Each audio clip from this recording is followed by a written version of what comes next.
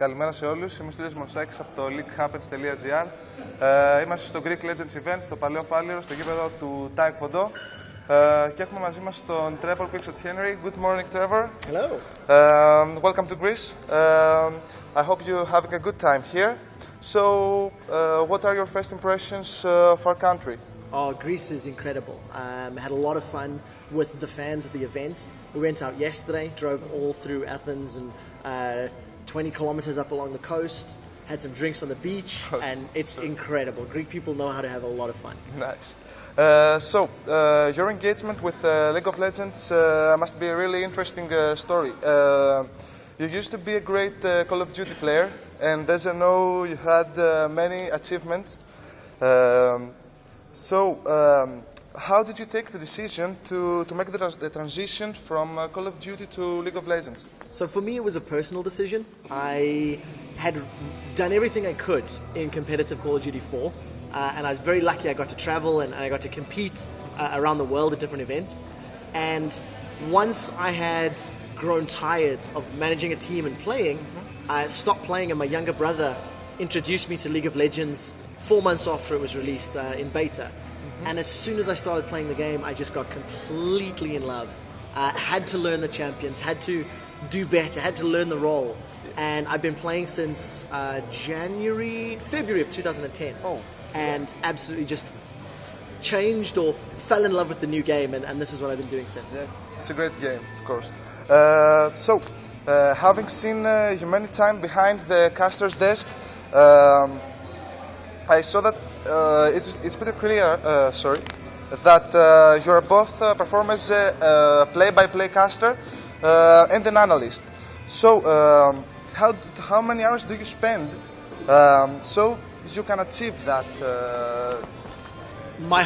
My whole life is my job. Okay. So I would say every single time I'm watching a stream, I sometimes struggle to hear the commentary of other casters because I'm thinking to myself, what would I say? How would I explain that?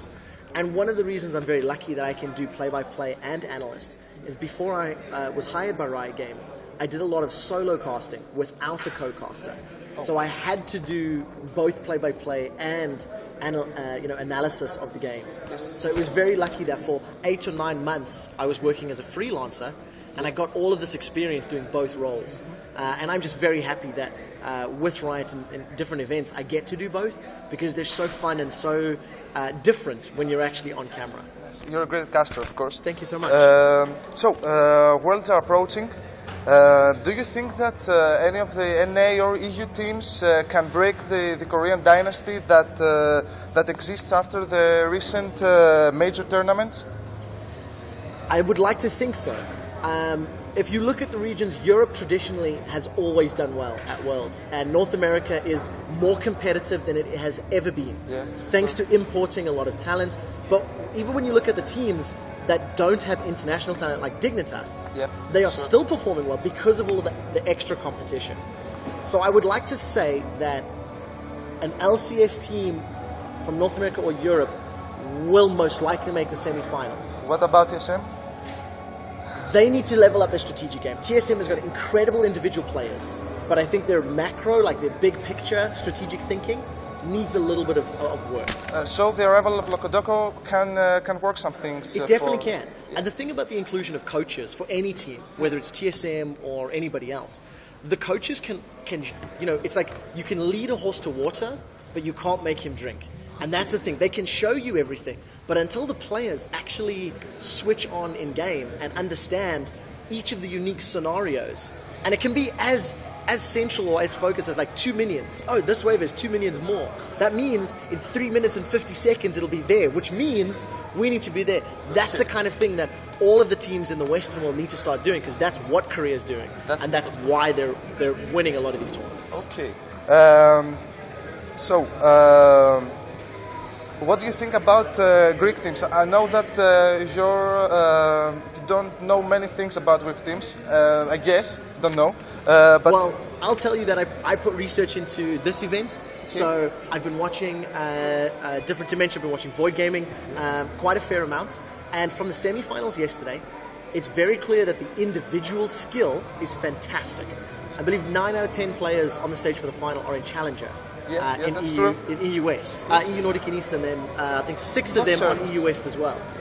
So what that tells you is, individually, Greek players are amongst the best. That's a fact. But strategically, that's where they've got to level up. So yesterday's games was a perfect example. No team needed rotations for objectives because they could just outplay their opponents directly. So we need to get more competition within the Greek scene and also bring competition from elsewhere to take on the Greek teams. And that's where we'll see how good they really are. So, you think they can reach EU LCS? Completely. I mean, you have more challenger team, like a higher percentage of challenger players in your final here than we do in the LCS. Okay. Because a lot of LCS players, they can't reach challenger because of their LCS commitments. Yeah, that's true. But that also tells you, individually, they're not at, individually one-on-one, they're at that level. And it's just a matter of sticking together as a team. Nice. Yes, I have one last question. Is Socks as pretty as it seems from the live stream?